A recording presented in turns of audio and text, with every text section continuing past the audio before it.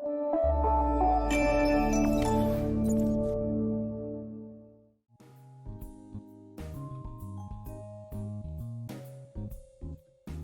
right, welcome back. I am just loving this. So many great, insights and information. I mean, you are just full of knowledge and I love it. I feel like I can talk to you for hours, but unfortunately, well, we will have to continue the convo. But before we wrap up, I wanted to hear from you some advice you have for, entrepreneurs, small businesses, companies seeking to get their message out there. What are some strategies that they can use to be able to brand themselves, to have that story and to do it with flair?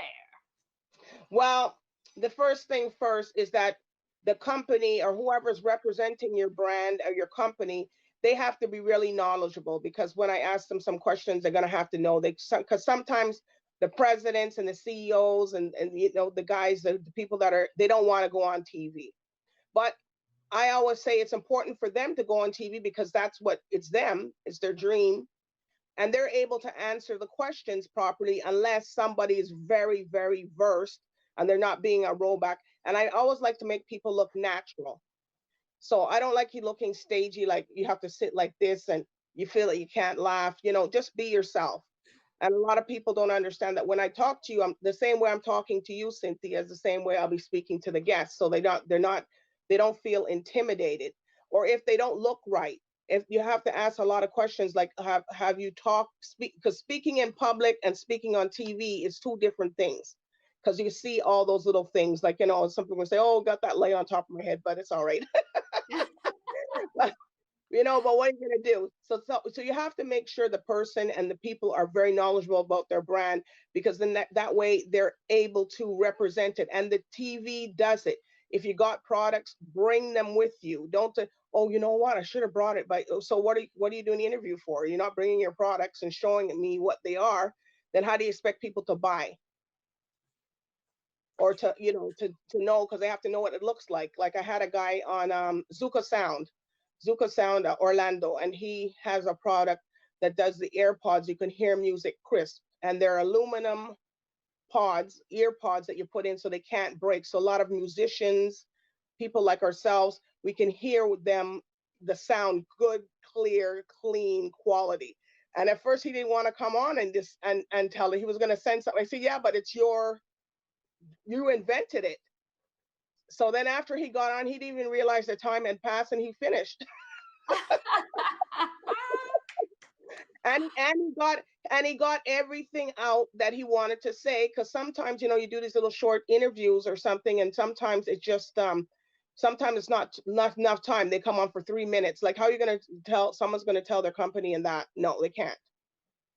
They can only give unless something's familiar, like it's Pepsi or Coca-Cola or chips or some kind of Doritos but I like to focus on the companies that are coming. They're big, and a lot of them don't get that media, and they're big too, but a lot of people don't know about them. They don't know who's behind the scenes. Oh, it's them. Oh, I didn't know. So. Absolutely. Revealing those aha moments and pulling it out. You got your show now too. There you go. Exactly. The cat's out of the bag, folks.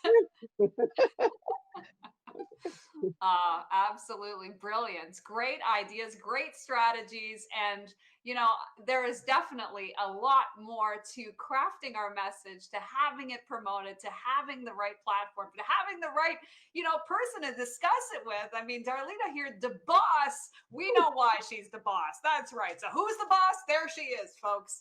We know it. All right. So fantastic. So once again, for people to be able to reach you, how can they reach you to make their message reach that platform, reach to the masses, and be able to draw in the type of traffic and eyeballs that they want? Well, they can contact me by email, media@dbossnetworks.com. They can go to my website and they could just type in dbossnetworks.com, and then they say email contact. They can contact me on Facebook, Sweet the Boss. They can go on my pages. I check regularly to see if somebody's saying. If they text me on my Instagram at dboss_1, then they can, I'll answer you back. And if you're serious, because sometimes you get people that are on, you're on Facebook and they're sending you some crazy messages, and it's like, listen, if you're not about business, my my, my Facebook is business. Whatever I put on there is what I want you to see. And and I still allow people to tag me on Facebook. A lot of people don't do that, but that's what it's for. It's for awareness and for people to see you. And you start blocking this person. I don't want anybody to post anything on my page. Well, then you're not in the right game. Absolutely. So true. I mean, this is truly a way of being able to elevate that message and reach, more people. That is exactly what it's for. You've heard it here first, and definitely some great wisdom. All right, giving it up for our fabulous guest, Devos. I'm so honored. Thank you so much for taking time out of your day to share with us this great insight. And we'll be right back after this